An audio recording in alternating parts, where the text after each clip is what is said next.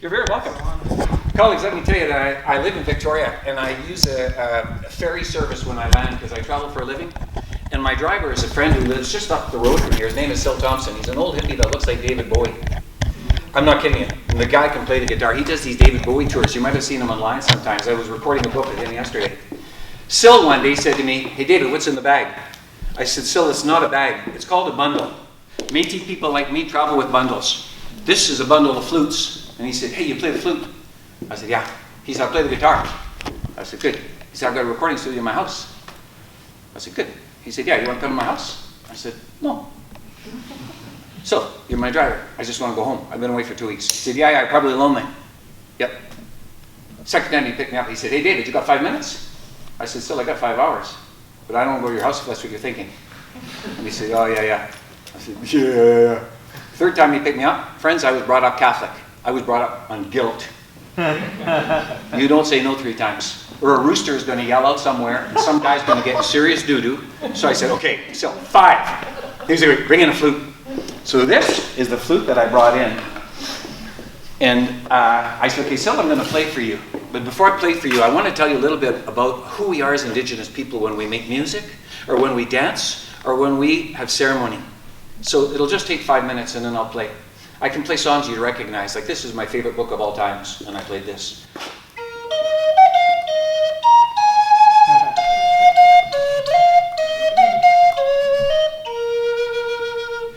And he looked at me and said, "Spider-Man." And I said, "No, Sil, it's Harry Potter." "Oh, yeah, I should have known that." I said, "Doesn't matter." So this is Vicky's favorite book, my wife's favorite book of all times.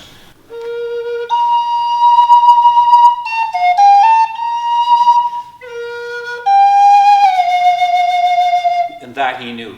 "Somewhere over the rainbow, way up." Wizard of Oz. That's not why I play. Sil, I play because my grandmother wants me to play, and I play looking for the meaning in my own soul. I can tell you this, I was brought up Catholic, and I'm not a good Catholic, but I think I'm a better person, maybe because of that grouping of learnings that I have. And I will tell you this, as an Aboriginal person, I've learned so much in the last 16 years. And colleagues, if you don't know, let me tell you this. We have beliefs from coast to coast. In BC, I think that's called Amwaks. Amongst the Ojibwe people, they call the grandfather teachings. Amongst the Lakota, Dakota, and Nakota, they call them teachings of white buffalo calf women. Do you know what they call them amongst the Dene and the territories? And those of you who are, I forgot to say hello to the territories, and I know you're there. Fort Resolution, if you can see me in Fort Smith, it's been a while since I was there. I was up there with Brent Tukany 2 or 3 times, and some of you probably have my books because they bought a copy of 7 Sacred Teachings for every student in the district, and I went around and signed them for all of you. So if any of you are amongst those kids, it's good to see you here. Okay, I'm off track. And by the way, I know how cold it was in Yellowknife this morning. It was minus 23. I looked in the TC. Second to Yellowknife in Canada right now is Montreal. Toronto is minus 4. Regina is +1. Figure that. And here in Victoria, I don't know, it's about 24 degrees. You can't see all of my, but we're all in bathing suits and bikinis, and it's beautiful. So back to where I was a minute ago, and do I remember where I was a minute ago? Grandfather teaching. The grandfather teaching. So they all have different names for it, but they're all fairly consistent. And amongst the Dene, you know what I learned? There are 10 Dene laws. Do you know what the first law is? Literally, don't run around while your elders are eating. And what does that say to you? You be respectful of your elders and of those who are weaker than you, who have less than you. The first teaching is to be respectful. Do you know what they are amongst the grandfather teachings? The first teaching I said to Sil is this one. Come with me outside any day the sun is shining and look at the sun and learn. And friends, you know what I learned when I look at the sun? It's big. Me? I'm small. It's powerful. Me? I'm pitiful. The first teaching is I hang my head and I know I'm nothing special. I'm like a grain of sand on the beach, and I'm not going to be here someday, and there will have been no impact except for I feel that. I hang my head and I learn from an animal. The animal that teaches me is wolf. Mahikan. Wolf walks into her pack with her head down, not because she's scared. She's showing respect and humility to the leader. She walks this way. And the color on the medicine wheel is yellow. And friends, life goes in a circle. And whether or not no one's ever told you, you were born in the East. You were born in humility under the sun. And there's not one of us that came out of our mother's womb and looked at the world and said, yeah, I'm going to rock this place. Every one of us came out of our mother, we looked around, and it was, oh, we were humble. That's the first teaching, humility. My teacher is wolf. The color on my medicine wheel is yellow. Whether I'm Cree, Ojibwe, it doesn't matter. That's what I learned. And the sun is there. And this still is how I feel.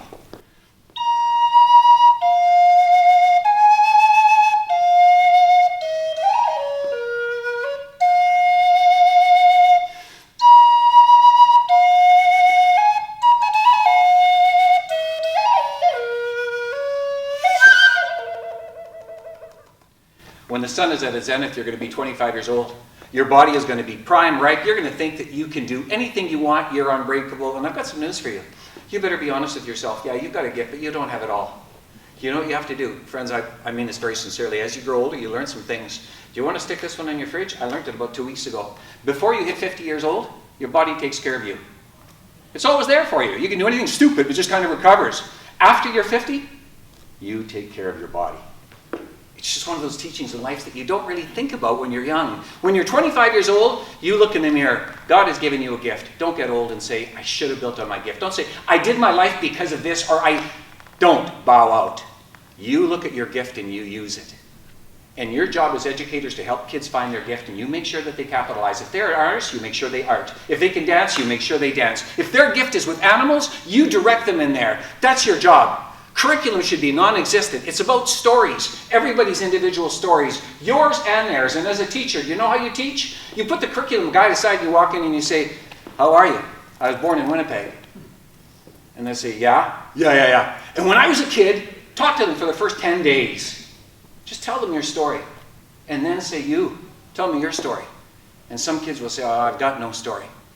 As the kids did when I was on Wendigo Island last week, and I said to 7 students, come on, you all have a strength. What's your strength? And I couldn't get one child to tell me what their strength was. I said, that's just really, really sad. I said, you, I've only known you for about an hour. I could tell you what your strength is. What? I said, you're a wonderful listener. You've made me feel really comfortable. Not everybody has that skill. You have the gift. And it was, yeah, she's really good at that. Sydney makes everybody feel, okay, shouldn't be that way. Colleagues, when the sun is there, the teacher is, amongst Ojibwe, actually, it's kind of like Bigfoot, but I used Raven because my publishers thought it was maybe a little violent for kids. Now, when the sun goes down there on our medicine wheel, it's dark blue or black. Our teacher is buffalo. The teaching there, I'll say you're 50 years old in your life. You lived your whole life on your gift, but you know I've got one too. Don't step on me or use me because I'm weaker than you, I'm older than you, I have less than you. Don't ever do that. You be respectful of me. That's the teaching there. When we look to the north, what color is the medicine wheel? White. What color is the landscape? White. Bear? White. My beard? White.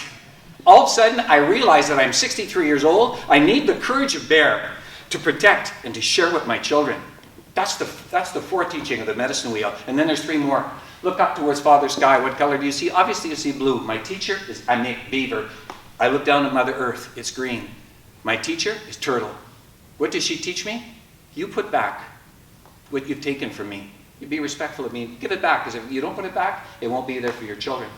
And the 7th and the most important teaching is in your heart. What is it? It's eagle. The color is violet, and the teaching is love. And if you can't love yourself, you will never love someone else. That's what I learned as a man. I told all that to my taxi driver, Sil, and he said, David, you told me you only had 10 minutes. You've already been talking for 10. I was like, okay, so this is how I feel. And he said, freeze. And he went and got his guitar. Colleagues, if you're interested, you can find them on SoundCloud for free, or in my book, you'll hear them. And this is a little taste. This is Sil, an amazing human being, a wonderful guitar player, and also a great friend. And I won't play it all, just a little taste.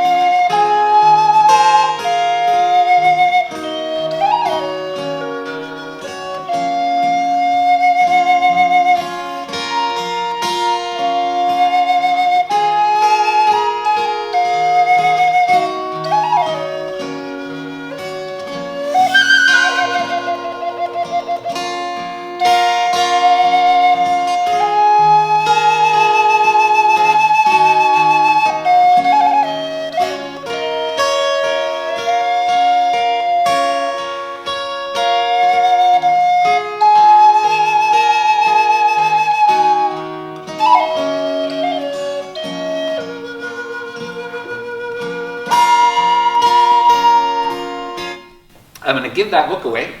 And Professor, I have so much to say, and I only have you for a little bit over an hour, not because you have places to go, but because I parked at the meter, and it is a 2-hour maximum. So I know. So that's one of those pure honesty moments. So I want to make sure if there are any questions or comments at all, you can see that I really have no direction. I'm guided by my grandmothers. And I taught high school for too many years, and that testosterone just gets the best of you, and you just got to go with the flow. So if there are any questions at all, either about books, flutes, education, travels, stories, I'm good. If not, I'm going to give you a little bit of knowledge, and I'm going to give away a couple books. Tell me. Question. Yeah. When you're teaching children or in that situation, what's the best? Is it best to sort of question and wait for responses? Or is it best to just kind of talk and then sort of say, does anyone have any comment? Well, colleagues, it certainly depends on your audience, but I can tell you this. Some of the First Nation groups that I work with, which I've been doing for 16 years, if you ask questions, you won't get an answer.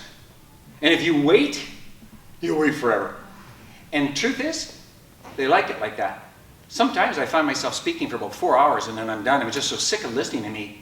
And I leave, and the responses I get was, awesome. And I'll say, come on, let's exchange some ideas here. No. I know. Back to last week, one of the highlights for me is I went to jail. There's a maximum security jail in Fort Francis. It was the first maximum security jail for boys and women, from 16 to 21 who've been convicted of heinous crimes, murder, rape. Heavily secured. Every prisoner has a guard, and their guards are all huge people standing there like that. Barbed wire, doors. When you walk in, you literally got to get rid of everything. And they invited me 4 years ago, and then I went back the year after that, and I went back on Friday. And here come 9 Ojibwe boys, young men, all wearing gray tops, matching gray bottoms, all similar haircuts, like residential school type of stuff, just their hair's gone. And they kind of walk in like this, looking like there's no hope. And the one kid walks by me and I say, "You, I know you." And the kid said, "Yeah, I was here 2 years ago." I said, "You're still here?" No, I'm back. I said, "Oh, you like the food here?" Of course, they all have a bit of a laugh and they start to lighten up a bit. He said, "No, here I've got my own room." Sat down. I said, "By the way, were you serious?" He said, "Yeah, I got a room, meals, I got friends, I'm getting an education. You?" I said, "Oh, is that bad?" He said, "Yeah." Crazy. There they were, 9 kids, and I had a chance to sit around. And I was there for an hour, and I said, "Okay, I got to go because I'm driving back to the U.S. to make my way back to Winnipeg and home." And this one boy says, "Don't go." I said, "Don't go. I got to go. Come on, just 2 more minutes. We got time." Hey, he looks at the head guard and he said, "Can David stay?" "Sure." Oh, another half hour. It's just the neatest thing. And we were able to exchange, first thing, respect, hope, ideas. I told them about some of the books. The one I just told you about, I told them about it. I gave every boy one. Now, they made me take out the CDs. It was a different book. I'd take out the CDs because they were scared they'd use it as a weapon. I know. It's crazy. Okay, let me give you a little teachings and then give out a book. Here's what all of you should know. You should know this. First Nation, Métis, and Inuit people are not succeeding very well in school right now for a couple of reasons. They go like this. It just goes deep and deep and deep. You can't even start to get into it, but I will tell you this. We are not the readers that they are off reserve or in out of our communities. I'll go into reserves and I'll ask about Harry Potter, Hunger Games, Divergent, not a clue. I mean, I could go into any high school in Canada and talk Divergent and they all know. I could say Katniss and everybody knows it's Aberdeen, but not on our reserves. And the reason is this. We are not the readers that non-Indigenous people are readers, and the reason is this. I want you all to know this. Before I leave today, I'm going to give one of you a prize for saying this. What's it take to become a reader? Oh, I'm going to give you the answer. Well, for sure, curiosity. Absolutely. I read for the stories. I really do. It takes 3 things to become a reader. And as Indigenous people, we're missing 2 of the 3 factors. And that's part of the problem. But things are changing. So now when I go to school, I say, kids, listen to me. You now have. So all of you, you should know this. I could be wrong. I like to pin my life on certain beliefs. And on my computer, I've got a little sticker that says what Maya Angelou said. Parents who know better, do better. It's true. Parents who know better do better. If you think you love your kids more than your neighbor does, you're wrong. We all love our children equally. You can't love your babies more than the next person. Parents, all they need is a scoop. And I feel the same way about students and about teachers. If I'm a teacher, give me the scoop. For all of you to know, I've got 2 sons who don't read. Why? Because of me. Nobody told me it was my job. What have I got? My boy, 35 years old, couldn't go to university. He couldn't sell real estate because he couldn't pass the real estate exam. He couldn't become a mailman here in Victoria because he couldn't pass the general proficiency exam. But I figured it out. I figured it out when Victoria was in her mom's womb. Vicky was 43, I yanked cable, and I read to her every night. I read to her every night when she was in her mom's womb, when she was 3, when she was 7, when she was 9, every night. We Skyped and I read to my baby. Today she's at GNS, she's got a 90% average, she's on a roll, and everybody knows Victoria is the reader. Because of me. I figured it out. Parents who know better do better. Now, we stopped reading at 17, and here's the reason why. When a girl turns 17, something happens to her father. When she was 14, I was cool. When she was 15, hip. When she was 16, I was rad. She turned 17 and I became a loser. You are looking at a loser. I don't know. She disses everything I do. She said to me about a month ago, she said, you ever watch yourself walk? And I said, no. You? She said, Dad, when you walk like you're some kind of hip guy from New Orleans. And I said, oh, Victoria, okay, ladies and gentlemen, check it out. By my standards, I rock when I walk. I'm a really good walker. She said to me one day, you know, you got an accent. I said, baby girl, I'm a French Métis. Of course I have an accent. She said, no, Dad, it sounds more like your Chinese-Ukrainian mix. And I said, I am so sick of you. She's 17, and someday she's going to be 18, and I'm going to regain my status in life. Here's what I want all of you to know. What's it take to become a reader? It takes 3 things. I'm going to tell you what they are, and then I'm going to give you one of your books to know. The first thing I stick on my computer is parents who know better do better. The second thing I stick on my computer is Einstein's theory. Modeling isn't one way to influence kids, it's the only way. You want your kids to read? Students to read? If you're a teacher, here's what you got to do. Forget the curriculum and let those kids see their hero with a book in their hands reading. And if they don't see you read, they're not going to think it's important, and they're going to try to emulate you. And how many teachers out there don't read? It's sickening.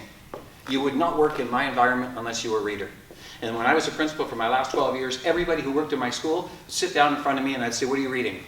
And if they didn't have an answer, they wouldn't get a job in my school. If I was the director of education, you wouldn't work in my school district unless you were a reader. And that would include listening to books. If you said, hey, David, I'm listening right now to Brace Courtney, I'd say, whoa, have you read The Four Fires? Yeah. Okay, was that crazy? We'd have that kind of conversation because we have a world of ideas and books and reading and this. Okay. The third thing I'd stick in my computer is Mark Twain. A man can be a fool and not know it, but not if he's married. What do you say, Mark?